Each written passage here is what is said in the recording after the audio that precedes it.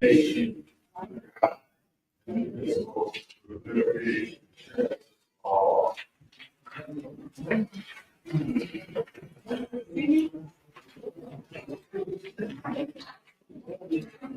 Do a roll call.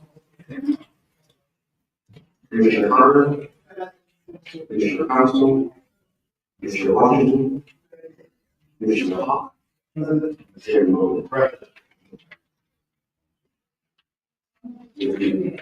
Public participation. In accordance with the Open Public Meetings Act, the Monroe House already opens every public meeting for comments of the public. Each person choosing to speak at the meetings will be limited to 5 minutes. To speak on any subject or application, all speakers must state their name and address for the record. However, in accordance with NJSA 10.42, nothing in the act should limit discretion of the public body to permit, prohibit, or regulate the active participation in any meeting. Therefore, please be advised, the Monroe House Authority will not entertain any comments from persons who communicate obscene material, make statements which are considered bias, intimidation, which a person intends to intimidate any individual or group, race, color, religion, gender, handicap, sexual orientation, or ethnicity, or makes comments intended to harass or seek in any of this language. The person makes statements will limit their allotted minutes for public discussion. Any person who persists in speaking out of turn will be to the peace and order of a meeting will be escorted off the premises. First speaker this evening is Maria Castillo. Not here. Mr. Ken Arnold.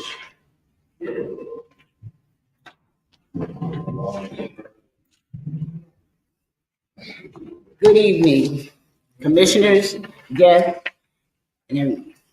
Tonight I come before you with a heavy heart. I really do. Because for us at Riverside Villa, we have been down there without a manager for so long.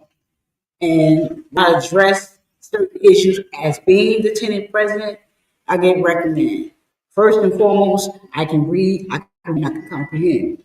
Okay? I fight for my people.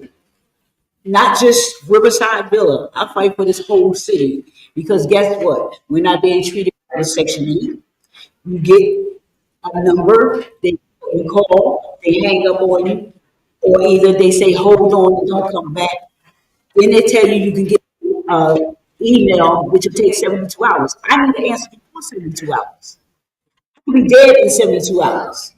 Then you say, when you tell our residents that you send out the recertification package, they just now getting their recertification packages. And then you send it with a letter, a second letter saying if you ain't got this in 5 days, then your voucher will be taken. How is that? How does that work like that? They're not caught up, and they continuously telling you that they're caught up. And then the other thing is their attitudes. Y'all say y'all training these people. They need to be trained with common sense, first and foremost. Because first and foremost, it's humility. You dress your residents with humility. Because guess what? All of y'all that sit up there, y'all live in nice farm homes. We want the same action too. Because guess what? I have to come out of my house right now. When I come out, there's doodle all over the place. I got to make a U-turn with my walker. I fell the other day because I had to make a U-turn. That's not right. And my thing is, y'all sit up there, we need to start making examples of people. Because we pay rent, just like we was told, we can't have it our way. I want it my way because I pay for it to have it that way. Because guess what? I pay rent. And I pay it each and every month on time. It's never late. I pay it on time. So we need, the boilers is going, the furnaces is going. When I call this number, then the man come and say, oh, I've been to that unit. Then they coming back. He has not been there. This is our supervisor for maintenance. Okay? Right now in my office, I have no heat. It's 58 degrees in here. I can't service my people. And we're starting a whole new year with a whole new this like we're supposed to be doing. We can't do it because it's cold. My residents are older people that sits on that board. One of them doesn't have a good lung. I can't have her sitting there. I want my residents that's coming in there that's elderly either to sit there for me to your business. That's not professional. And it's not professionalism. They need to get it together. Because guess what? People are tired. We are sick and tired of being sick and tired of not getting the services that we're supposed to be having. Okay, I get it. We don't have no money. Okay, but you're spending money here, you're spending money there, you're spending money there. Where's the money for the residents to have their stuff repaired? Seriously. Because guess what? My whole unit is coming apart. The walls is separating. The bathroom frame is coming apart. And I have kids in my house to tear up my house. Because it wasn't raised that way. Simple point. Everybody that lives in low income housing is not illiterate. They're not terrorists. They're not ghetto. They're not none of that. You got people in there that's working, that paying rent. Come on. When are we going to get service? Oh, we'll get it when we get the money. No, we're tired of hearing that. We're so sick and tired of hearing that. We really are. Thank you. Thank you, Ms. Martin. Next, Earl Morgan, not here.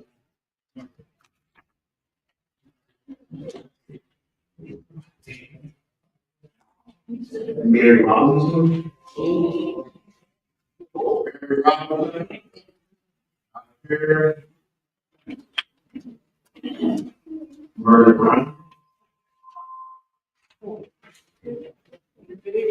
It's 6:07. She left a minute and 17 seconds.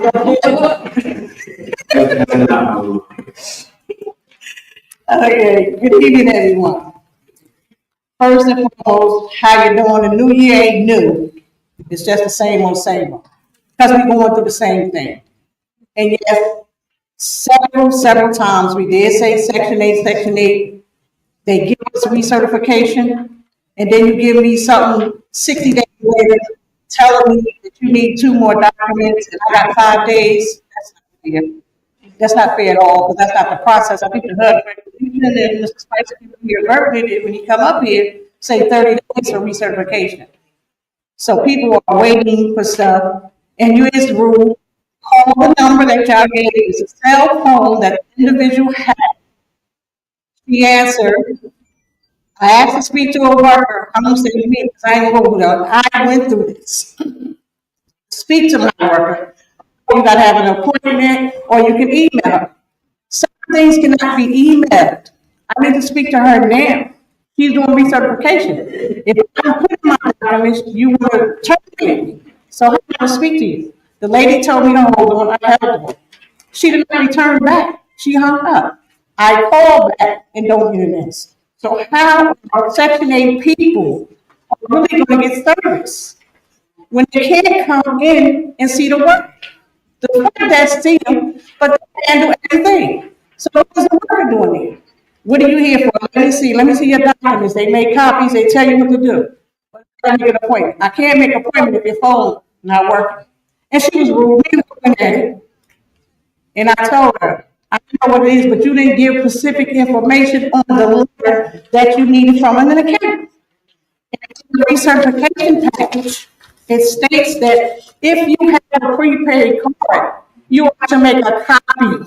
She's telling me she wants bank statements. Where? We got to get it. Okay, I did it. You know how long it's going to take? 5 to 7 days. So now you're giving me 5 days and tell me I got to Tuesday to give you my documents. Or you terminate her. But I never spoke with her. But I did go down there and did get some help from assistance from the person at the front desk. I don't know what they call her. She took my stuff and she did do it. But this person is my worker. Why can't we talk to the worker? I really don't understand it. The next thing is, on June 27, 2024, a resolution was passed here for the vacant occupants and units to be done. Apparently, now, where is that at with those units? And some of them ain't been done. Give me somebody to check the check. And nobody knows y'all. Because you're giving these contractors stuff, they're going to fix stuff, and they're not fixing it right, then the tenants still got issues. It's supposed to be new stuff. It can be. Somebody pocketing some money. Here we go again. I'm telling you, I really see that. That's how I feel. The money has been spent for the residents at all. I have an issue with this thing, you giving the city 200 units. Understand homelessness. You got people that's been on these waiting lists for decades. They're homeless too. So how are we gonna help that homeless people? We gotta find this money, give it somebody else to fix these other apartments. You said we have 452 units, the public, 4,000, no, 4,952, 243 occupied. So that leaves 709 vacant units. How many vacant units do this agency have? If you give it to the state for their homeless people, you only have 509, and you got about 10,000 people on the family waiting list. They never took nobody off that family waiting list in decades. If it is, where and where at? We're for the people, we want to house everybody. They deserve to be homeless. They're homeless. They deserve to be housed. Everybody, you have to start in before you work on the outside. And we're not doing it. We give everything to the outside and the heck with any of us. So we can work together or do it right. It's just done. I just got so much. I need another minute and 7 seconds, and I can do it. Have a good day. Thank you. Ms. Amanda Reed. Amanda Reed, not here. Susan. Will.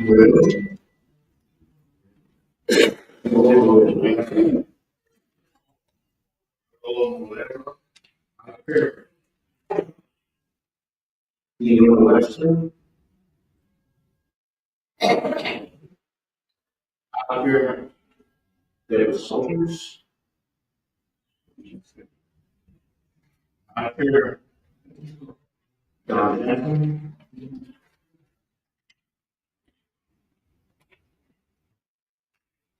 May I ask for a bit of indulgence before you sign my time?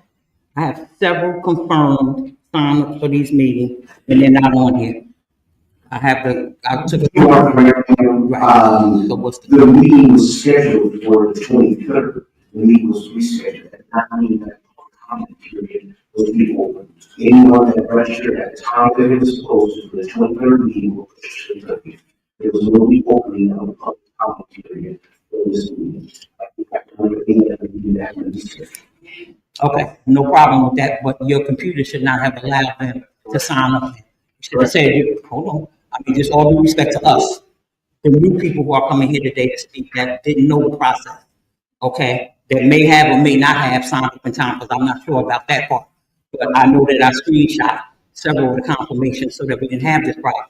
So normally, board meeting, council meeting, you have to sign up when it's past the date to sign up. The system does not allow you to do that. So just like they don't answer the phone, your system allowed them to register. It should be on.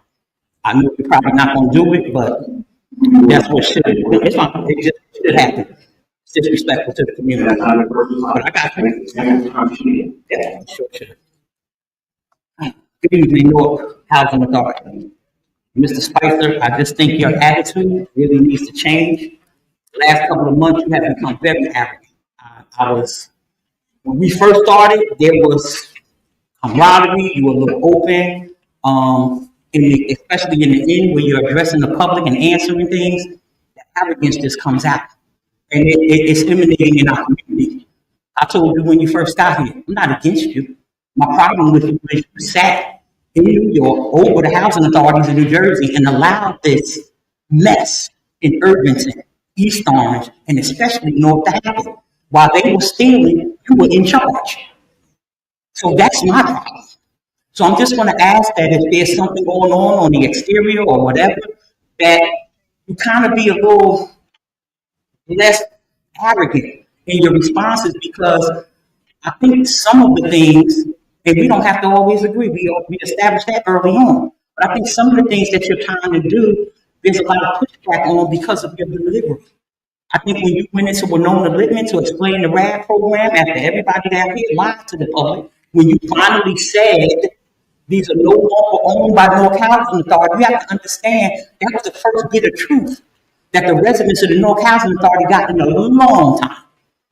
And so when you come in and correct things and then we're asking questions, just tone it down a little bit because we already going through enough. We already screaming, shut it down. Do another federal takeover because we ain't happy with this one. And I'm the one who was saying that. I am appalled that we have 700 empty units while we have thousands of people on the waiting list. The purging system is wrong. Section 8 process, I know you want 1 million emails, but the reason people don't write emails is because you still have the new management, the old management in there, and they're still persecuting tenants for speaking up and speaking out. I don't know what we're going to do over on Franklin Avenue, 900, 920, 880. You just can't keep pushing it off as it's nobody's problem. I hear what you're saying, but public service caused that explosion at 920. You might not hold them responsible, but I've already filed a federal complaint against them. Because if you're not going to stand up for the tenants, then I will, sir.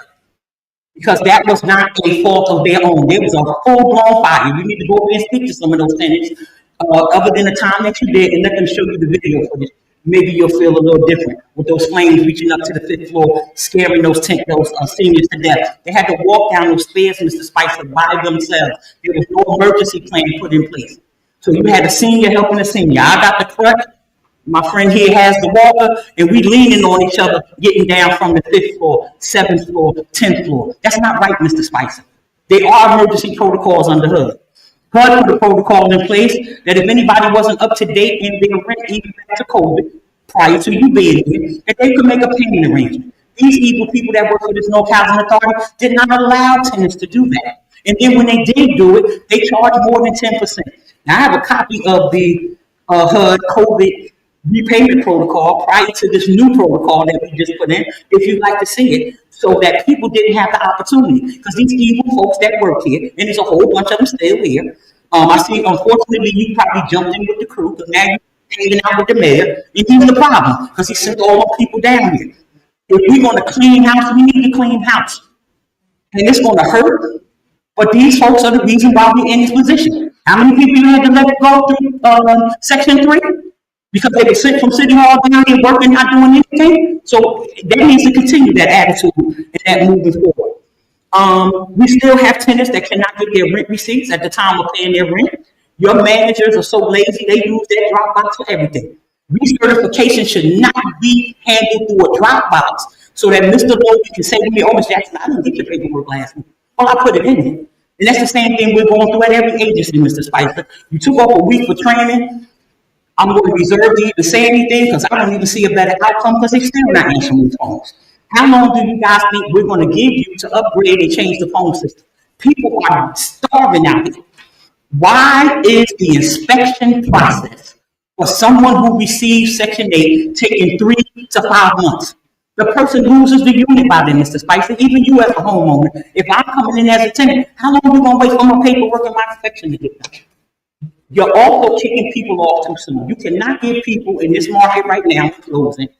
You cannot give them 30 days to find a unit. And then you're forcing people, even with some of your staff, to move in this garbage that's out here. You're recruiting an apartment with mold, mildew, and everything else, and that's wrong because you're killing people. Thank you.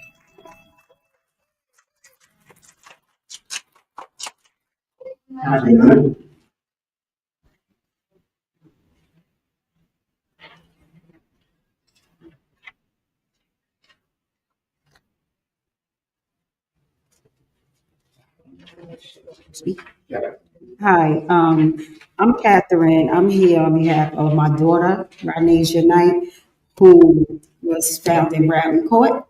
First of all, this is wrong information that's being put out. It wasn't an overdose. I spoke to the detective yesterday. They asked who's putting this out there because they don't even have a determination. So I'm here to address that issue because she was someone's mother, somebody's daughter. She was well loved. She wasn't just a crackhead or just wandered in that project. She was invited in there and invited to visit someone that lived there. Their mother lived there. So, and then however they was having fun or whatever, but he left her in that apartment. When I came to management of Bradley Court, Every day that week, I was asking them about vacant units. She said it was 147 vacant units in that project that she has to go through and inspect herself to, because the project is closing down. She failed to tell the detectives that was working on the case that unit 10 inside Burlington in 66 was vacant.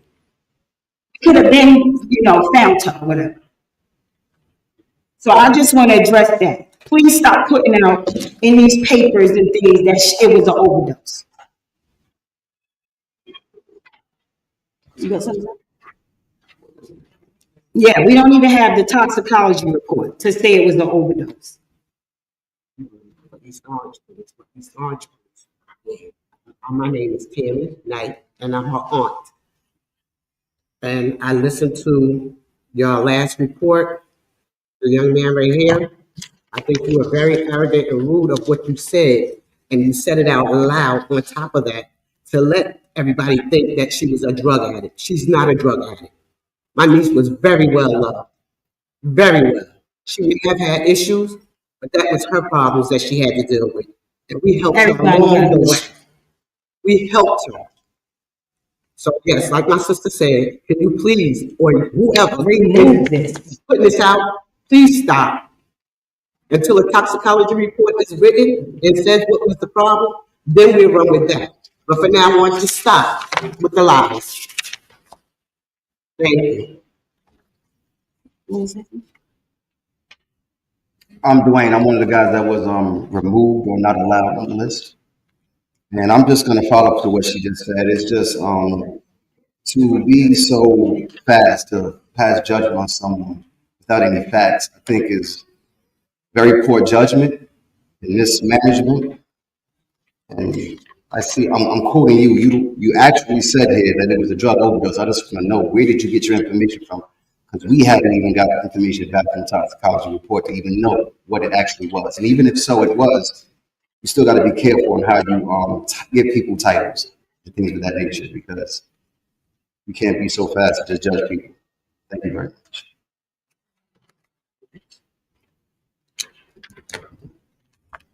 Oh, and I also want to know, why wasn't that unit that was vacant barricaded off like the other doors had those steel things closed up? Like, how was she able to even get in that apartment? Someone that lived there had access to that apartment and invited her over there as if it was his own, because it was furniture still in there. The hallways full with the dealers.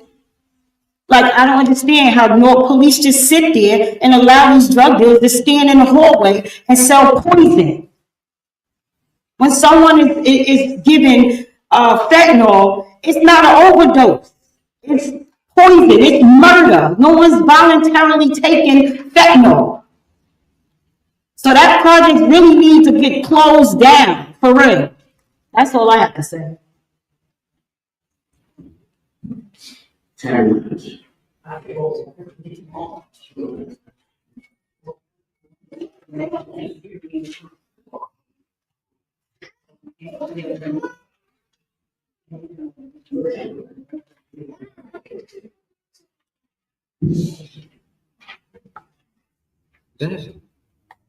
Just to say I'm her uncle. Just to say, sir, you can imagine how hurtful that would be, right? When you hear something like that, especially when things haven't been determined. My thing falls with the police department and the security in that unit. One of my brothers actually works for that security company, for one. He told me that information before we got anything out. See what I'm saying? The domino effect. From the police before anything was The domino effect. I know Houston says here where they're not the police part, what the police do. But some fault falls in your hand, because the reason why I say that, we went there prior that Wednesday in that area where that could have been taken care of.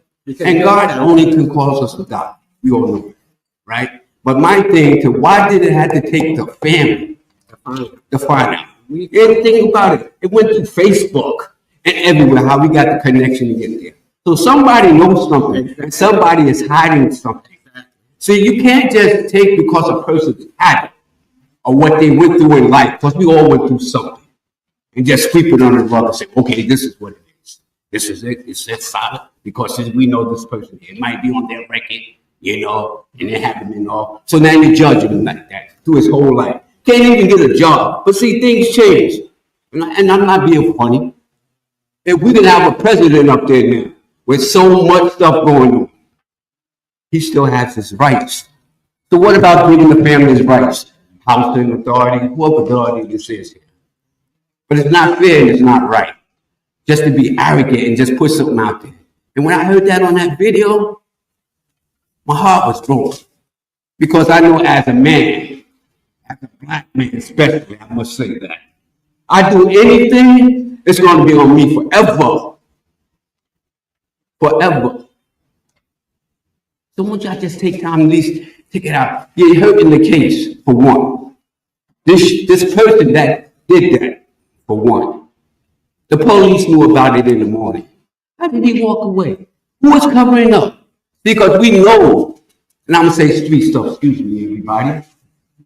We know what's going on in the projects. We turn the head, we turn the cheek the other way. We be a part of that stuff. This is something big here. You know what's going on in Newark right now today? Women being snatched, taken away, right? Sexual trafficking. Everybody got their hands in something.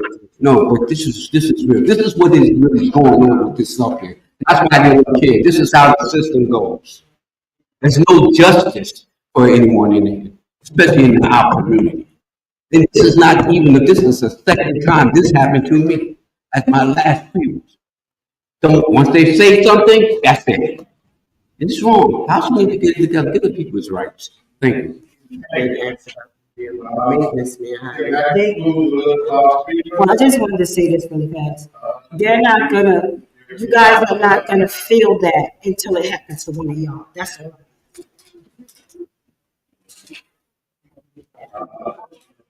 I like to, Mr. Chair. I understand you, Mr. Chair, but I'm directing my comments to the chair. In regards to your own policy that you have here. I am legally blind. I received the confirmation from this housing authority. And in that confirmation, it said that the director and secretary would send a correspondence saying whether or not you accept it or not. I received nothing. I have it right here. So my circumstances, since I spent so much money to get down here, but I had two drivers, one here, and she had to bring me up, and I had to hire another driver to wait outside in the car.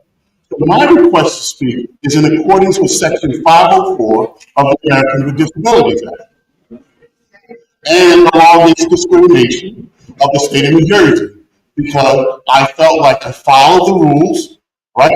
And if it's the housing authority's responsibility to notify me if it says in writing by Ms. Morgan to tell me, oh, this is the policy, this is the procedure, then I expect that I would not expect the money I spent to get down here. I would wait until the next meeting. I'm not here to disrupt the meeting, but it's costing me a lot of money. I'm a businessman, and I'm not here to disrupt the meeting, but I think that I need an accommodation. Can we make a motion to allow them to speak? Motion to place on the floor. Second. All in favor? All in favor? Unanimous. You may speak, sir. Thank you very much, Mr. Chairman. My name is Lucius Jones, and I am the first and only, I'm sorry, Lucius Jones. My home address is 224 Richard Terrace, Newark, New Jersey. My office address is 1539 Stuyvesant Avenue, Union, New Jersey. I am the first and only legally blind real estate broker in the state of New Jersey. I work very hard to get the license, and one of the things that I do that's very special to me, of course, other than being trying to be a great citizen, is I look at what is the need for the resident, how I help my people in my community. My main concern is that 4 years ago, I established a rental department. to address the issue with Section 8 housing. And because people were losing their RTAs. And what we did was, we have it down to a science. Every single RTA that's submitted, not just in Newark, all around the state, whether it's DCA or whether it's Union City or whether it's Irvington, New Jersey, it's submitted with accuracy. And of course, DCA's policy and procedure are a little bit different than Newark Housing Authority. However, the procedure for filing and completing those documents is very clear. One of the things with realtors that we have to comply with is that we have to comply with Title 24, CFR Title 24, 982, which says that we are not, as realtors, allowed to discriminate against people based on their income. My assistant is going to provide you with the documents for what's coming from, what came from the documentation, the memorandum from the Attorney General of the state of New Jersey. That says you can't basically discriminate on the basis of race, creed, color, et cetera, et cetera. My point here is that if landlords have to wait 2 and 3 months for a RTA to be inspected, they are going to walk away. They can find, although they cannot discriminate on the basis of income, they can also they can discriminate on the basis of credit report. So when the landlord say, I'm willing to accept this tenant, even though they have a 425 credit score or 519 credit score, and then the housing authority, because they know that the funding is more secure, takes that long to process the RTA. It's sending an echo through the system, from Caldwell Banker to White. Everybody's taking a look at that, and eventually they are going to stop accepting the RTA vouchers in Newark for presenting to the landlord. Now, is that illegal? Yes. But the point here is that, a year ago, 2 years ago, we had a process, and you can reach, whether you're doing an EHV voucher or you were doing a housing voucher, Newark had it going on. You guys were processing it pretty quickly. All of a sudden, the last 3 months, 4 months, everything just went out the window. You can't communicate. You can't. You send an email. I personally pay to FedEx every RTA to North Carolina.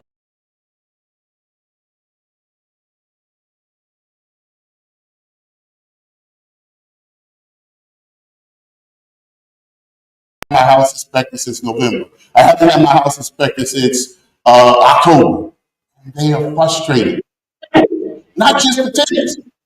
Now I have to get up tomorrow morning, I have to talk to landlords, and I have to take the landlord. Listen, I have 5 Section 8 tenants. They have, what do you want me to do with these RTAs? Because you've been waiting 2 months.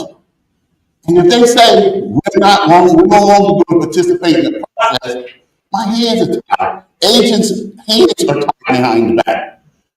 From the Essex County had the same exact issue. They would pay the landlord, and the tenant would follow up with their program, and then they stopped paying the landlord. What happened? The landlord said they don't want to accept no TRA. It's illegal, absolutely illegal. But there are ways around illegals. I'm asking I'm willing to work with Mrs. Spicer, the director, to address it. One of the challenges, and one of the things that is that we find a way to upload the application onto the system the same way we did when we had rental assistance down in 990 Broad Street. If they do that, they can give people the ability to upload it, and the system will tell you what the missing. Thank you very much, and thank you for entertaining me. That's the rules of portion of speech, the speaker portion of the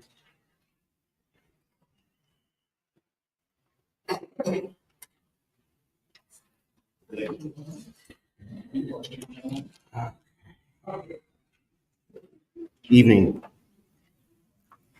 Yeah. A lot of items to touch on. I won't touch on all of them. As always, we'll make sure that answers get back to people in a timely manner anyway. Um,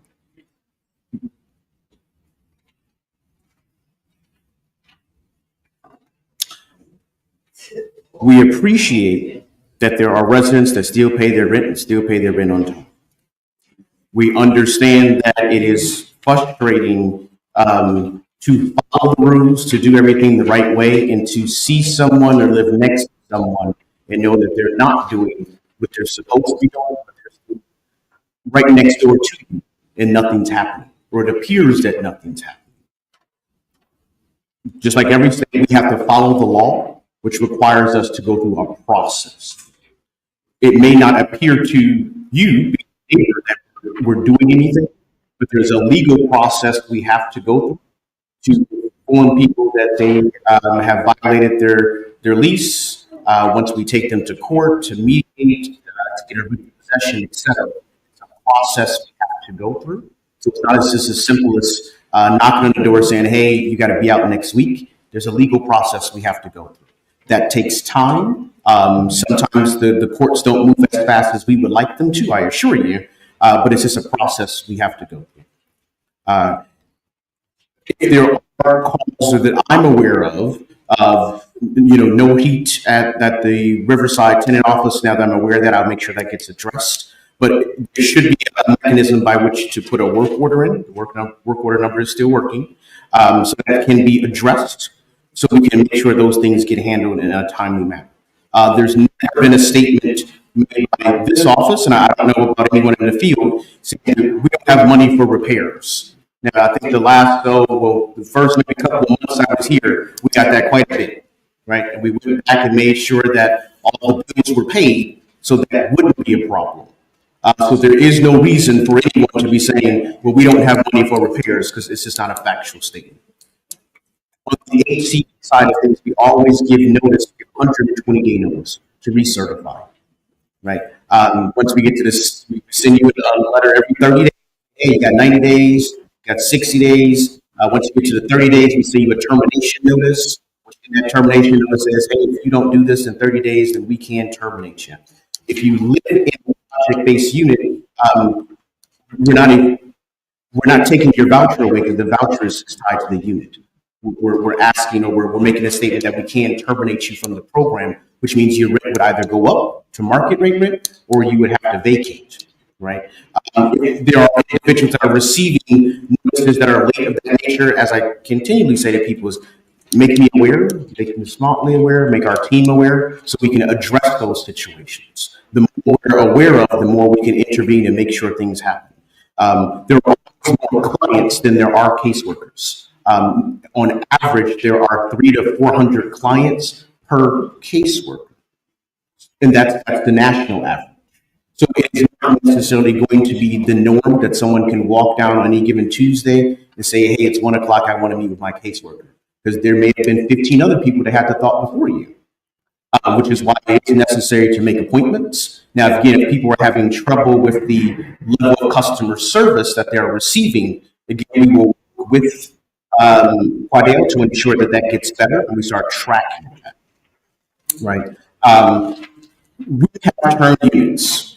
So the board passed a resolution that allowed us to turn vacant units. Those vacant units specifically targeted our studios, 1 bedrooms and 2 bedrooms, primarily at senior mixed finance and mixed income population units, as well as some of the townhomes. And we have occupied those units. Actually, our occupancy is standing at about 93%, which when we first came into the agency, at least when I first came into the agency, occupancy was sitting at 88%.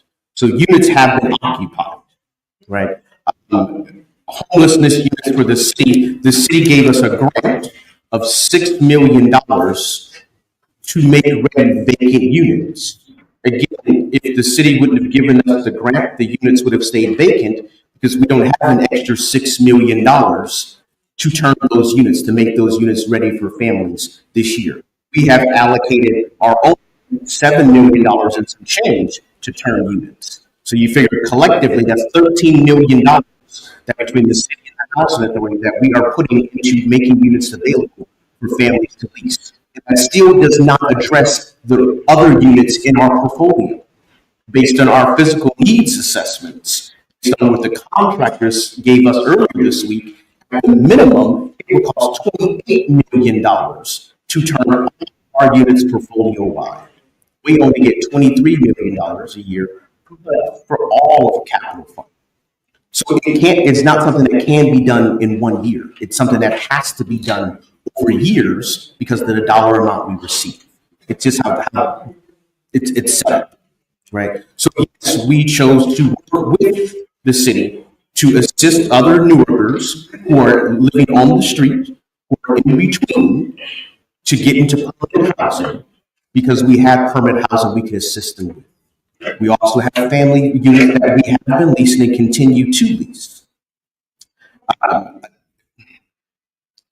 Need to be addressed. At no point in time did I sit in the New York City field office and have jurisdiction over the state of New Jersey. That's just not how the system works. I had jurisdiction of the state of New York when I was in New York, had jurisdiction of the state of New Jersey when I was in New Jersey. It's very simple. Insurance claim that's pending for 900 Franklin. Again, everyone's not going to be aware of what's going on as it relates to things. We're not going to have on social media or our Facebook that says, hey, we submitted this insurance claim to PSE&G and we're waiting to hear back from them. We submitted this grant to the state and we're waiting to hear back from them. These aren't things that we make everyone aware of, right? But the fact is we do have a pending insurance claim with them for that. I was there at the time of the fire and stayed there for 4 or 5 hours that evening. I'm aware of everything that happened. We do have an emergency protocol in place. But when there's a fire, when there's a flood, when there's any type of emergency of that nature, we are not first responders. So maintenance staff are directed not to re-enter a building and try to climb to the 13th floor to try to put someone on their back to come down the stairs. We are not first responders. That is what 911 is for. COVID has expired. COVID expired. The COVID waivers expired. So any COVID waivers that related to rent payment, that was related to how individuals can pay the rent, is not in effect any longer. So we can't use it. So it may be a good tool for what was there, but it's not an option to us now. Inspections moving forward have transitioned. We're in the process of transitioning from CGI to another inspection company, and that will be completed by the end of February.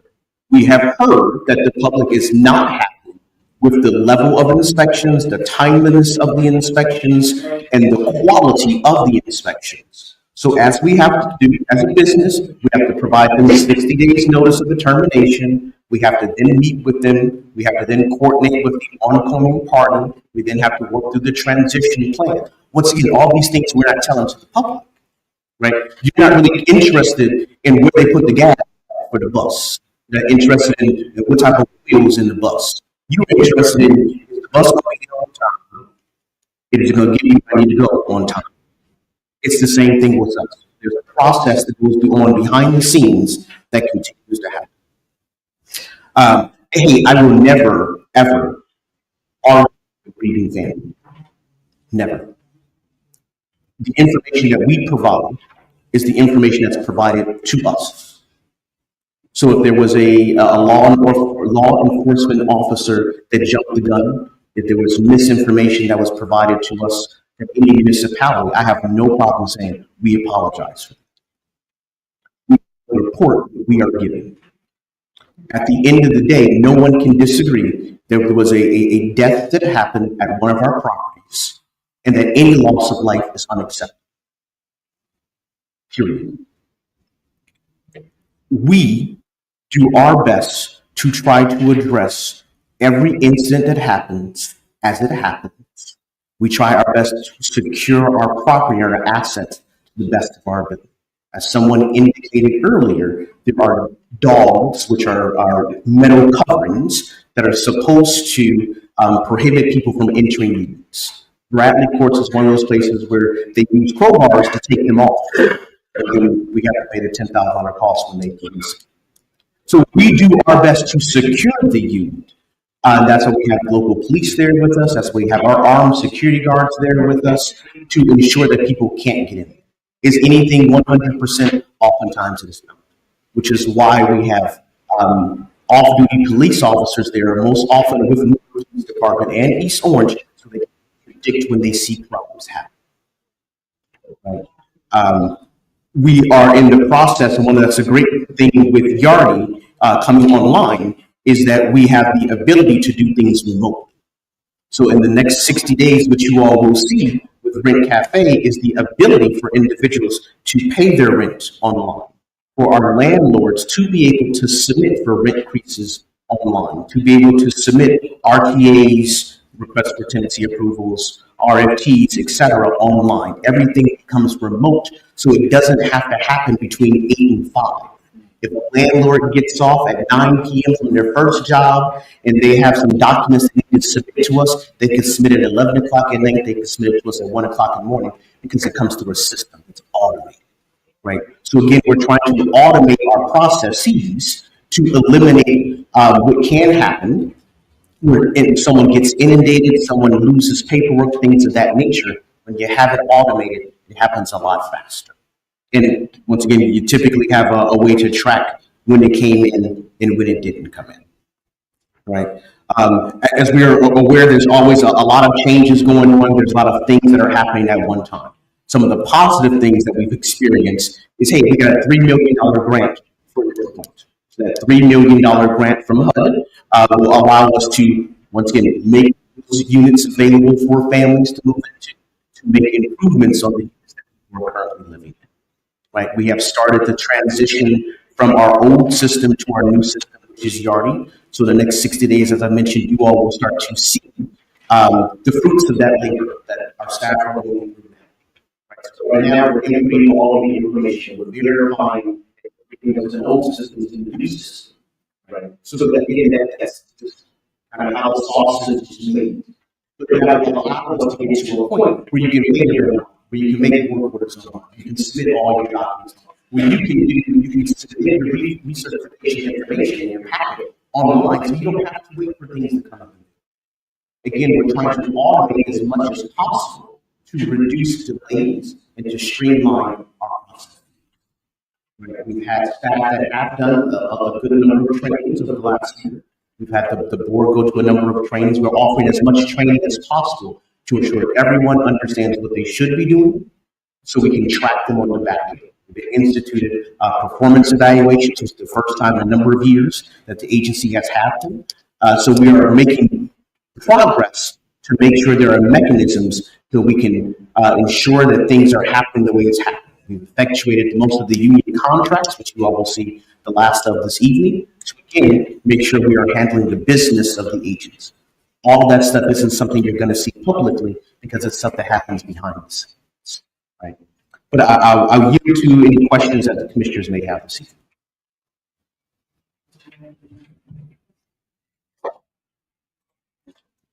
I know there's at least one. Chair. First of all, I would like to say that newsletter from HR is very good.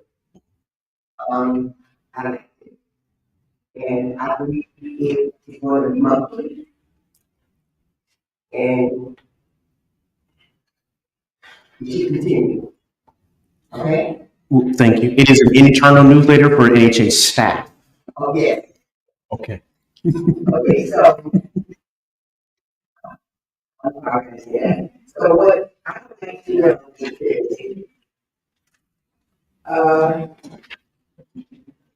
on the meetings, the management company, there's a lot of questions from residents when will they be coming in to sites, speaking to the residents, and clearing up your issues and concerns. When a management agreement has been executed, a management agreement has not been executed, so there's nothing for them to talk to. It's like our Hope 6 buyback properties. as was people call them Roseman properties. We had a management agent come in to manage those. That management agent met with the residents once they signed a contract. At this point, there is no contract to be signed, so there's nothing for an external party to come in to talk about. Okay, understood. Okay, let's break it. The vouchers for the grant program is unclear to the residents how they should apply. When I call, they are unclear. How can we rectify that? So that they can understand that it's a lottery, I believe. We need to, I'm taking notes. okay. Yeah, I'm taking notes, and I apologize for my delay. I know we've had this conversation a couple of times over the last couple of months, so I'll reiterate and I'll make sure we put something in writing if it hasn't already been. It's called a choice mobility voucher. Anyone that's been at a RAD property for at least a year can apply for a choice mobility voucher, right? Which means you're asking to convert your project-based voucher that's attached to the subsidy, to you, a tenant-based voucher, which is similar to the Section 8 program. It's the exact same thing as the Section 8 program that we have, Housing Choice Voucher program. The process to get that voucher, as we've kind of articulated before, is to call the HCV office, make them aware that you are a RAD resident, give them your address, and that you're seeking a choice mobility voucher. They're going to put your name, because at this point there is a wait list, they're going to put your name on the wait list, and they're going to get back to you. That's it. They call where? HCV, Housing Choice Voucher Program. Oh, okay. So I think that was Section 8 program. Are those phones, So I have the IT director go into the details of it. I know they're still transitioning the phones from to Verizon. Some lines are up, some lines are down. Again, for HTV, there is a phone number. As someone mentioned this morning, this afternoon, they are able to get through. The customer service just hasn't been the best.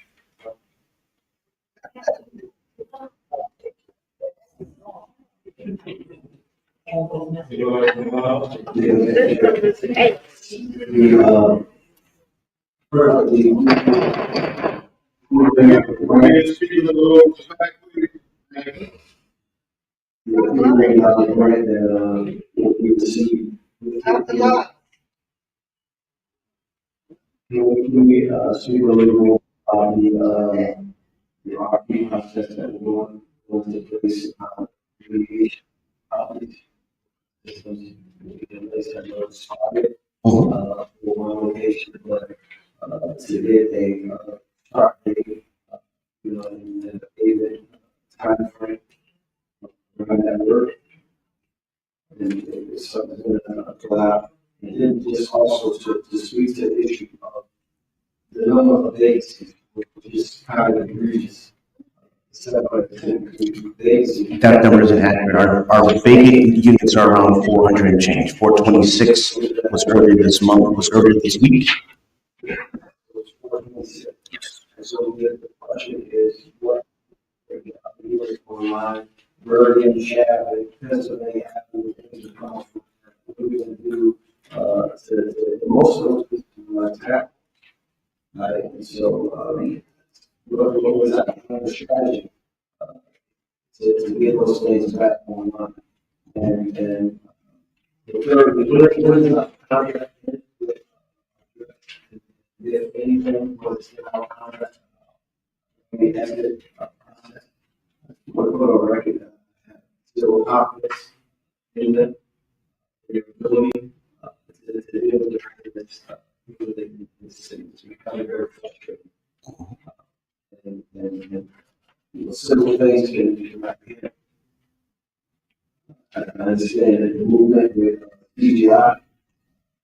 I was also going back out talking for people for people.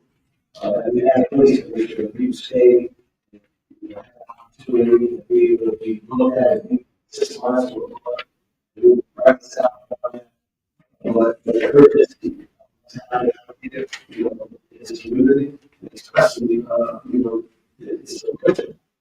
People are having cars that can't get in, they do inspections that they can't get, and they ended up in court. And, unfortunately, it's not good for people. So, there's been a lot of people who have, been under the pressure. We have to respect and understand those traumas. So we really need to deal with that. We talk about just, hopefully, someone will come up to deal with the more systematic things. We're getting a lot of that script as well. What's happening in people's frustrations that cannot get in contact. So, just goes right there.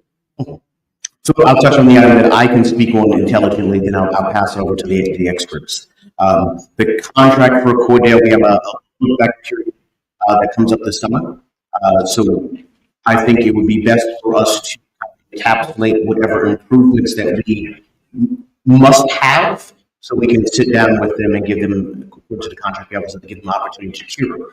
So we can ensure that we have outlined what they must do, and then be able to track that for the next 3 to 6 months, so that we can do what we need to do in the manner that we do. Once again, it's a business, so it can't just be a snap of a finger and one person's gone and another person here. There's a protocol within the contract that we do have to go through to ensure that everything happens the right way, or you end up having to pay 2 people while you have 1 person in the seat, right? And we know we don't want to do that, right? So I have a director, if there are no other questions, I'll have Director Palmer come up to talk about the felons, give you a bit, and then have Director Thomas come up and give you more information on North.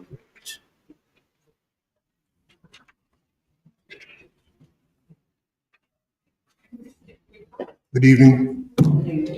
So where we're at with the phones, it's a process. We had a service provider dropped us abruptly.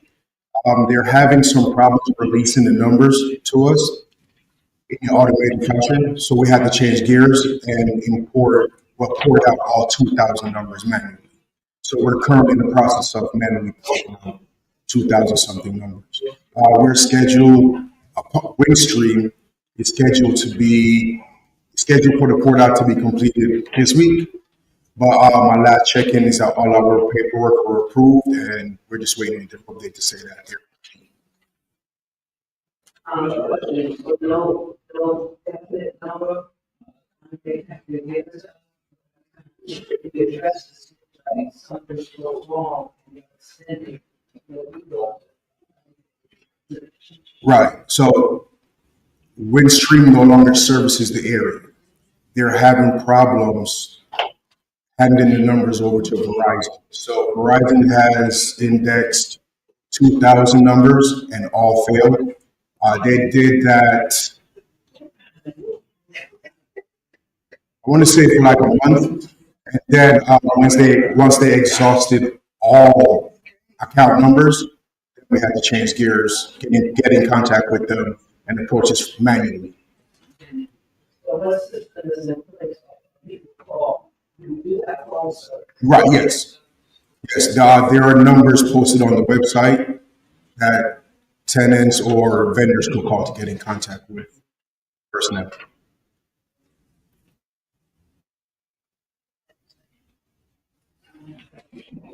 Thank you.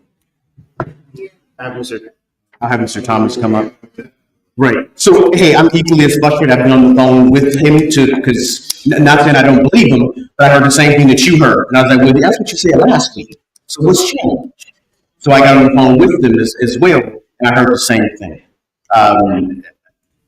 Apparently, there is no good answer. There is no right answer. It's equally frustrating what they tell us is, hey, this happened to the state last year, and it took them 6 months to come back up. I said, well, I'm not the state. I want to hear your horror stories. I need to find out how you're going to fix this problem now.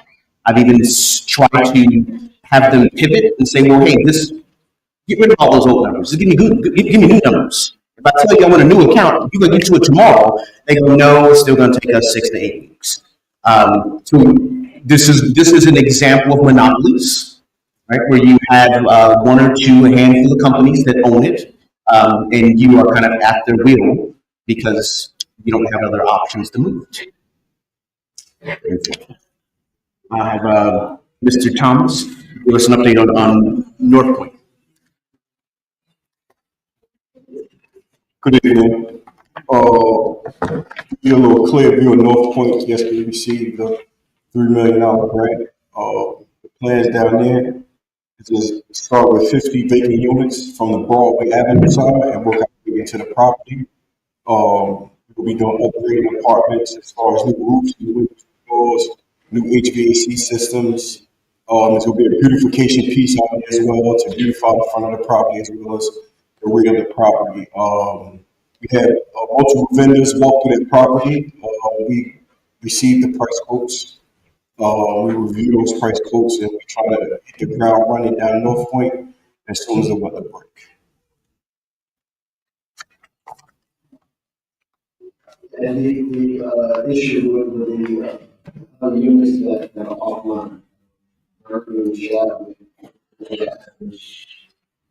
Yes, so the bid went out a month ago. It came back yesterday, 3 o'clock. They did the bid openings. That's what Mr. Spicer was referencing. The prices that we got back for the second phase of capital fund for 2025 was to target all townhouse homes. And that's what he spoke about, the 7 million to change that we go spend, just how we spent in the 259 units at the senior properties in the family sites. So during this summer, we try to have 2 things going on at one time, the North Point project and the townhouse project.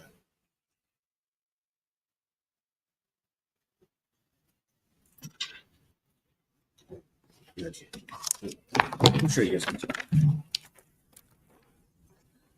Thank you.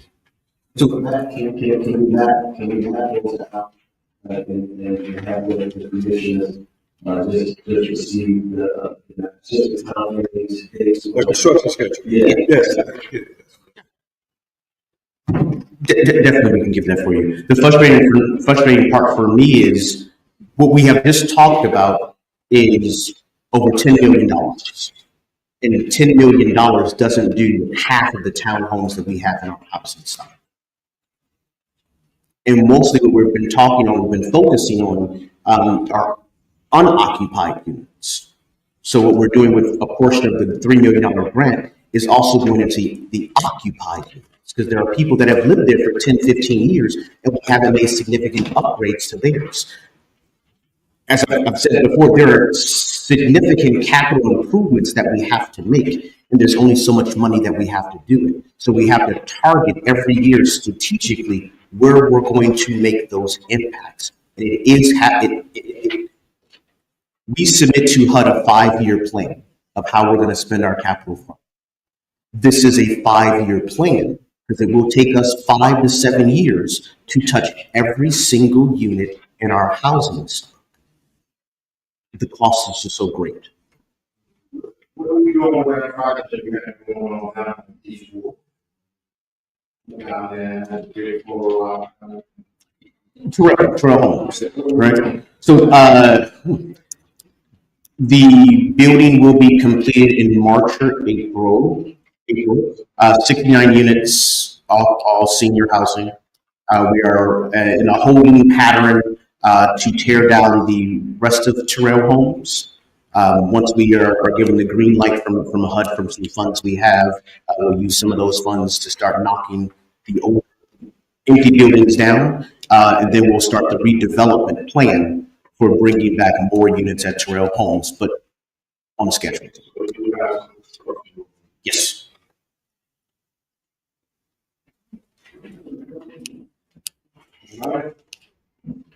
Okay, thank you.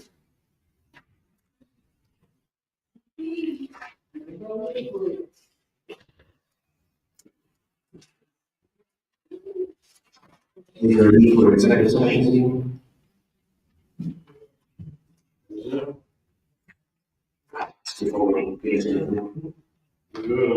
Okay. So we're going to December 4, 2024, 2024 board reports. Questions regarding the board report for December? Just that we need to adopt the report with any necessary changes, and then those changes be highlighted and tracked. And we see what they were. I'm sure they know that.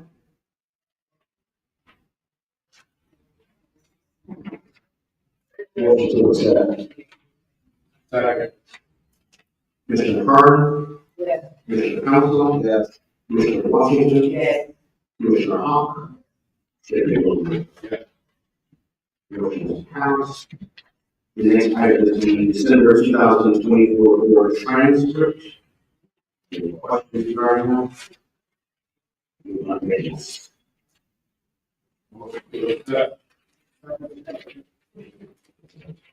Commissioner Carter? Yes. Commissioner Council? Yes. Commissioner Washington? Yes. Commissioner Hawk? Chair Wilson? Yes. Moving to resolutions. Procurement H 25-23-01-01, that the Newark Housing Authority Board of Commissioners authorize the executive director to execute a contract and make any necessary corrections to the W. Mason Company for office supplies, paper, technology, break room supplies, coffee, facility maintenance, food, service, furniture, industrial packaging, school supplies, and medical supplies in the amount not to exceed $100,000 per year for an initial term of 2 years with the option to renew at the sole discretion of Newark Housing Authority for 2 additional 1-year terms and that a contract amount not to exceed $100,000 for 4 years.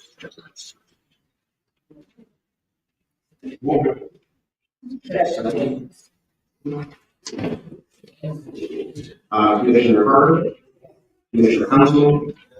Commissioner Washington? Yes. Commissioner Hawk? Chair Wilson? Yes.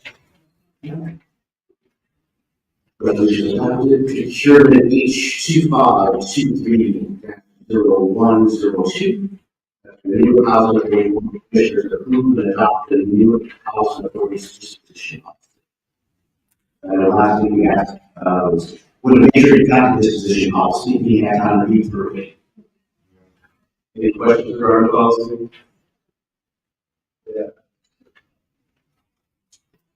Okay. You haven't received it. So, the commission has not had opportunity to review If you'd like to, you can motion to table. Mr. Carter? Mr. Council? Mr. Washington? Yes. Mr. Hawk? Chair Wilson?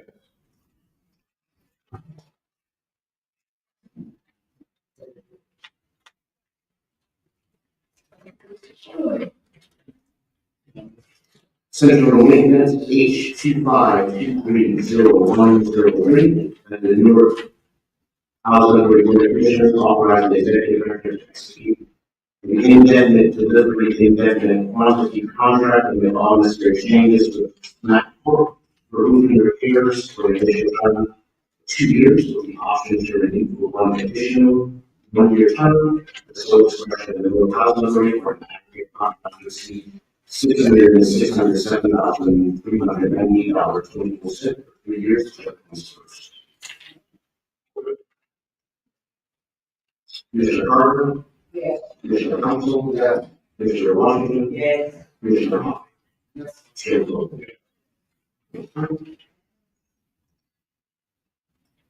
CRPT H 25-23-01-04.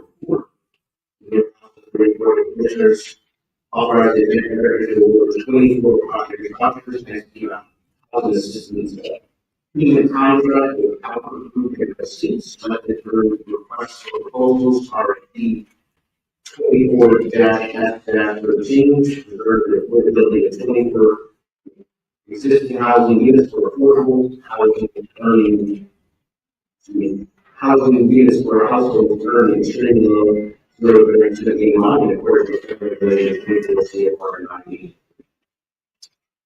We have to hear this, please, over our questions. The areas, location of units, and are they just to maintain the financial, or will they be work? I'll let you know. Hi, Joe Alpha from the Alpha Group. It's cold out, so part of me is a little warm. Thank you for hearing us. Yes, so these projects have been maintained as affordable housing for bordering right on the edge of 30 years, which is the deed restricted time.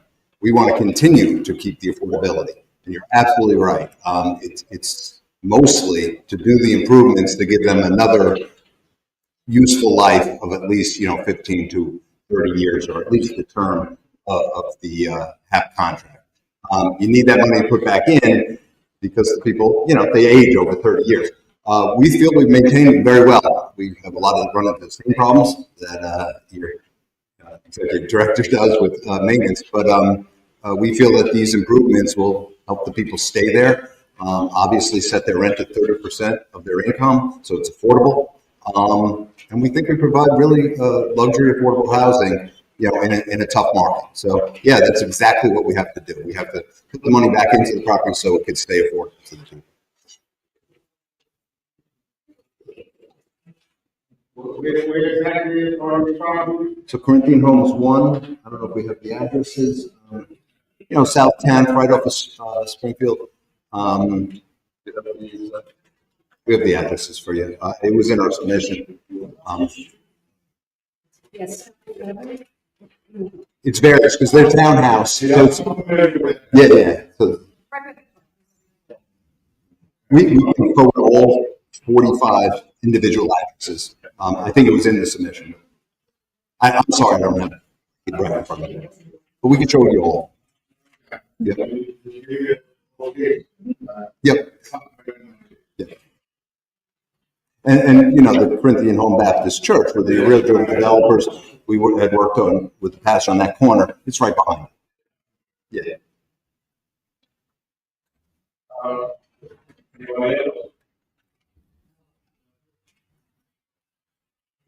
So, tell us a little bit about your home. Sure. With the Alpha Group, it's a family run. Absolutely. No, I see a lot of new faces. Yeah. And the Alpha Group has a couple of connections, and I'd like to tell you about them because that's okay. The first one was in 1990. We came into Newark, worked in the South Ward. First building is 525 Elizabeth Avenue. We went through the low-income housing tax credit program. Again, that one was 30, so now we're going on 35 years ago. We've still been maintaining them as affordable housing. At that time, I think there were approximately 29 vacant buildings in that South Ward area along Elizabeth Avenue, Lyons, Goldsmith, Meeker, Grumman. And we did about 14 of them. We've renovated them, turned them all into affordable housing through the tax credit program. That ran from 1990, probably for the next 10 years. And we've done some other things in Newark. We participated in the two-family home sale program by Shabazz High School on Milford and Johnson. So we did that. Selling those units, not like you hear about the things say under $200,000 for a two-family home. And then we have been running Corinthian Homes for the last, I think, 15 to 18 years. We're partners with the Newark Housing Authority. I heard it come up before. We're the ones developing that 69-unit senior building on Chapel, 91 Chapel. If you go by, I find it to be a beautiful building. The executive director is right. Sometime at the end of April, we're hoping to relocate the seniors who were displaced out of sort of homes back. That's exciting. And that's most of our relationship in Newark. That's why the gray beard. No, yours looks pretty good. Any other, because like I said, we're very appreciative that this RP went out, because you don't see this in Newark. I will go on a little, I'm sorry to take up too much time, but most people at that third year rush to go to market rate housing. That's really what we've seen, especially in the South Ward. I know, commissioners there. Everyone's rushing to go to market rate housing. We were one of the few who said, no, we are affordable housing developers. I want to try to keep the people in there and provide. Now, again, the vouchers was just great timing, because it would have been very hard to keep them affordable without being able to get some extra income to do the repair. So we are very fortunate you guys had this RP.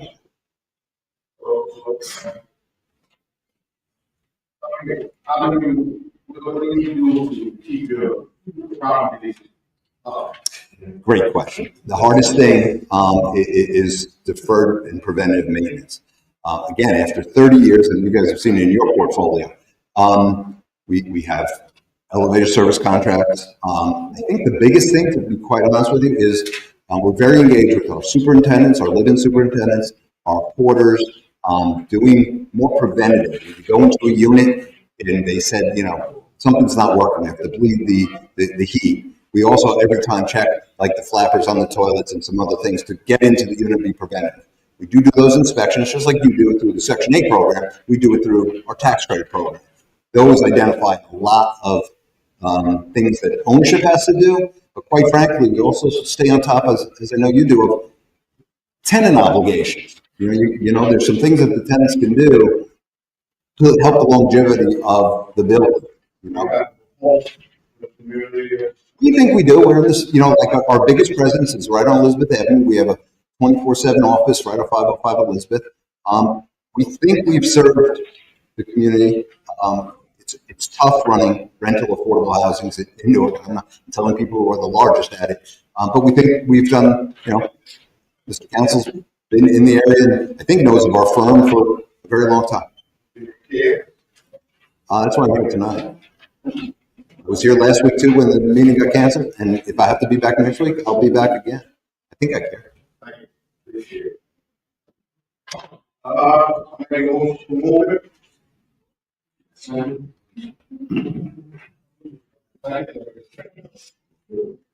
Commissioner Carter? Yes. Commissioner Conley? Yes. Commissioner Washington? Commissioner Hawk? Chair votes yes. Thank you. Thank you. Next item is H2523-1-5, the Newark Housing Authority Board of Commissioners authorized the executive director award for project vouchers and see the housing assistance union contract, Springfield Lawson LLC. Identified via request for proposal, RFP 24/13, Global Housing Maintenance Council, earning minimum income in accordance with federal regulations for CFR 90.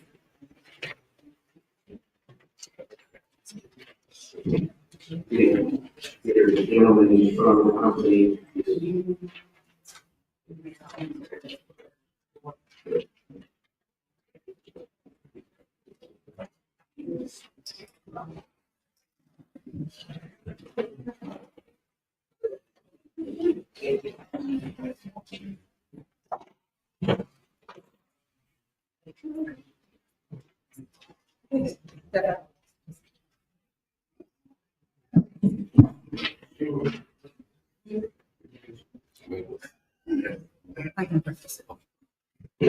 So this is a project where we're giving 4 PBVs to the project. It's entirely affordable, but the PBVs, the representative of the company can speak more towards the project as a whole.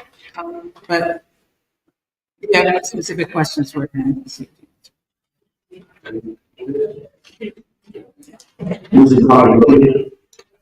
This is the project is on Springfield Avenue, so it's 620. So it's between Springfield and South 1920 around there. So my name is Mike McQuady, and I'm with Foyer Development Group, and this is our project. So these vouchers will help bridge the gap so that we can build this project. It's 100% affordable, 19 units on that Springfield corridor. Any questions? Just give us a minute, we'll just so we can just get. Break down and Yeah, so it consists of one, twos, and three bedrooms. It follows what's called the UHOC, right? Where the state says that a certain number of the units have to be three bedrooms. You need a certain number to be one bedrooms. So, and that's in place so that developers don't just do one or two bedroom units, right? So it's a mix, and in terms of the affordability, it's very low, moderate income. We go up to 60% of the AMI. this property is there right now. Yeah, so this property is it's a vacant lot, right? It was owned by the city of Newark, right? It's been vacant for more than 20 years, right? And we're going to put this 19-unit building there to service families. You just talked to me about the cost of the 19 units, and there's amenities. Yeah, so in terms of amenities, we do have a community center, right? Each unit will have a dedicated heating and cooling. So it's right central air. It's central air. We're gonna provide internet access through Newark Fiber. The Newark has a program, uh, and then we'll also have commercial on the first level, right? So there's a commercial space there, and we'll have a rooftop. So we'll have a rooftop as an amenity for the tenants there. And this project is actually next to the Queen Latifah project. So right there, there's a vacant lot, and then there's a tire shop. The tire shop is moving as well. So you're gonna have right. So you're gonna have two residential buildings right there next to that project.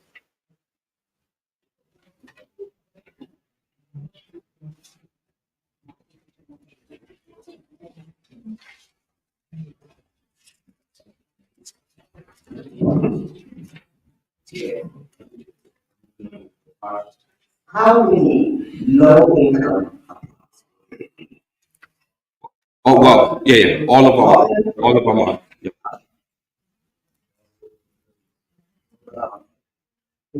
Yeah, so the funding for this is the state's funding, which is the Affordable Housing Trust Fund. So those programs have, they have stringent requirements, right? So that these units are affordable for indefinitely. Make a motion for it.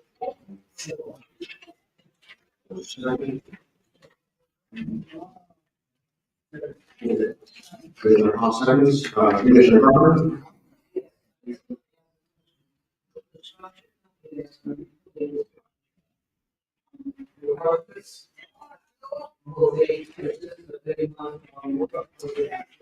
Well, they will because the city of Newark, right? We're going to request a tax abatement from them, and they have their own requirements as it relates to MWB participation and local New York hire. So I need to go back and say, a motion is. Motion. Commissioner Carter? Yes. Commissioner Council? Yes. Commissioner Washington? Yes. Commissioner Hawk? Yes. Yeah. Motion passes. CRPTH 2523-1-6. New Housing Authority Board of Commissioners authorizes the board 51 project doctors and execute a housing assistance contract with 260 Washington Street for the renewal LLCs subject to request proposals RFP 24/13 for the provision of affordable housing. Units of families starting extremely low income and towards the competition between the state of our we have to principles.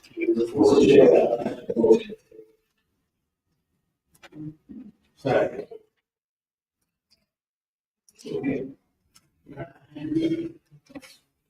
Carter? Yes. Commissioner Clinton? Commissioner Washington? Yes. Commissioner Hawk? Chair Williams? Thank you.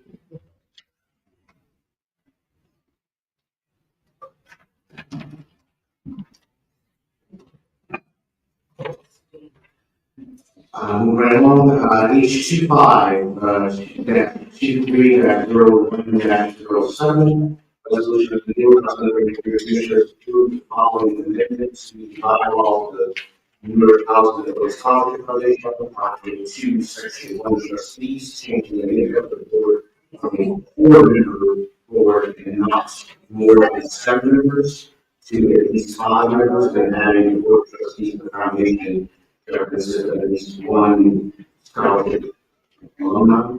Article 4, Section 1 meetings, change the frequencies of meetings from there shall be at least 2 meetings of the foundation, one of which shall be held on the first Monday in May of each year at 4 p.m. The other shall be held on the first Monday in December of each year at 4 p.m.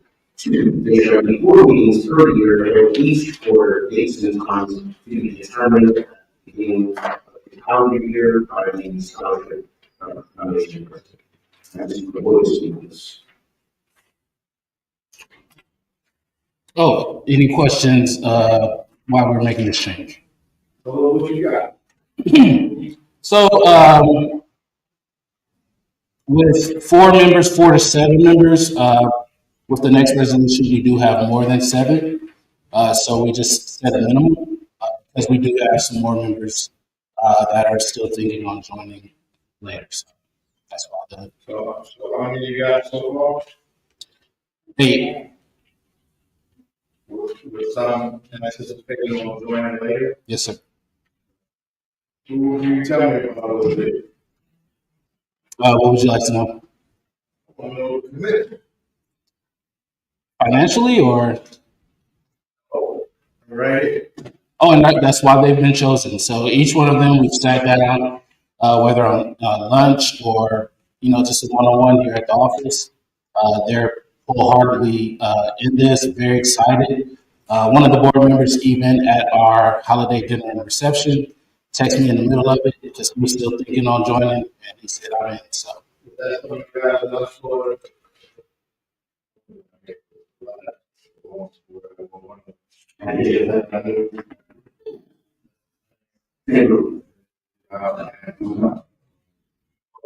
Some of those guys.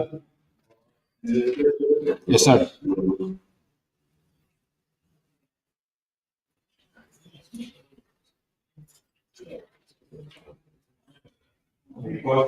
Yeah, they're just confused. You said not more than 7. You said that you had add additional.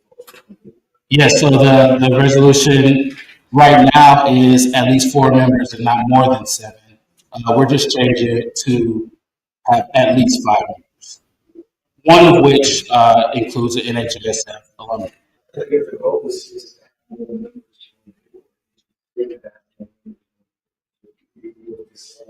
at least 4 members. If you anticipate more members, then you should be intentional about what you have 4, 10, or not more than 10, then you should use the number. Like now, looking about 8. Well, it's looking to approve at least 5. So we didn't cap it because we don't know if 2 more will join or 3 more. So but I will take your advice to cap it. That's the old one. I'm trying to update this shit. Right, is it?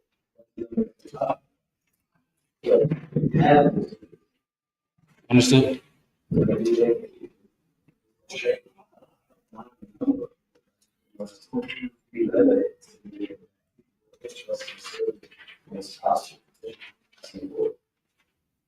Understood. We do anything. Objection on that? Yeah, we can table it. So with the meetings changing from twice a year to quarterly, first meeting won't be until March anyways. So if it needs to be tabled and I can fix that language for next month, I'll do that.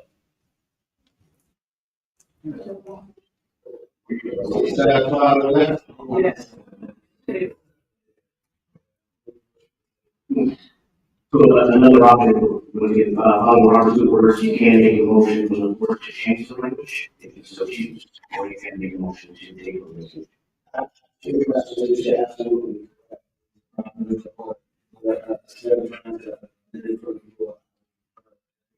Correct the language, since we have time, we have time. But maybe motion to amend the report, since we have time, we can get back to the report. What we have, let's see, if people in the class, and that. Moving on to. The second, Second. Commissioner Carter, Yes. Commissioner Council, Yes. Commissioner Washington, Yes. Commissioner Hall. Chairman Lewis. Motion is tabled.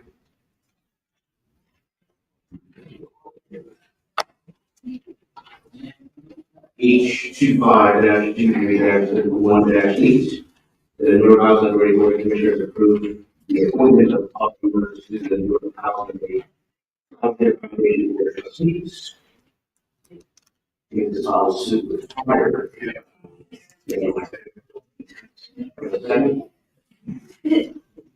Second the table.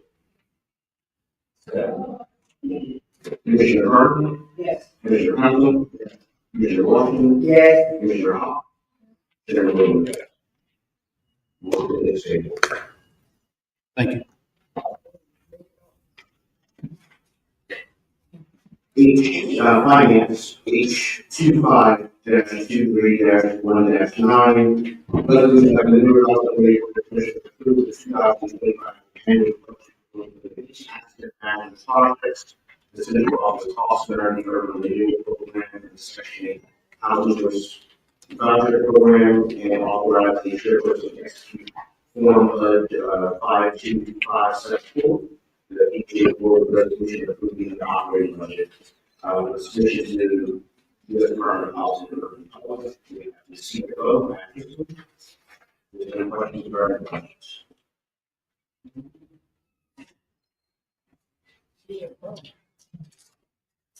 No, I do, Mr. Chairman, I see that for all of us to do the investigation, and the camera now, you know, the difficulties, some of the challenges that we may have in front of us. Some vision plan, I'm looking for organizations. I think we're, you know, Thank you.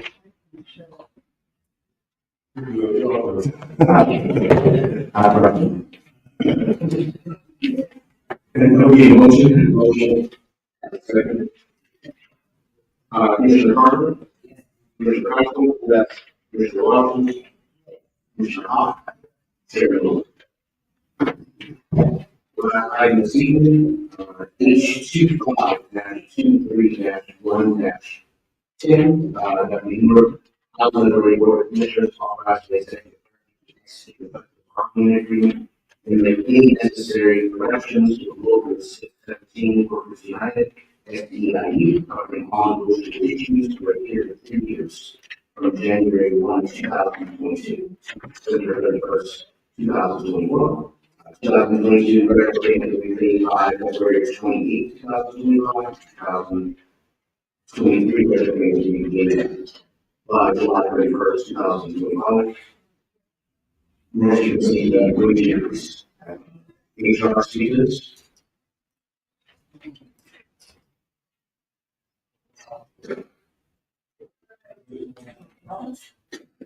Good evening. Does anyone have any questions?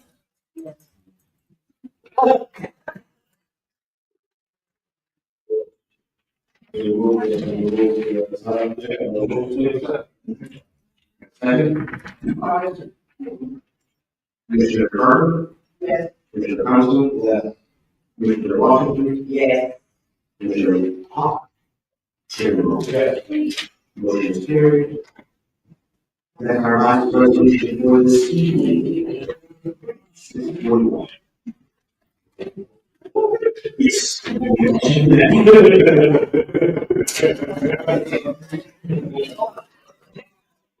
Second to that motion? Okay. Mr. Council? Mr. Council?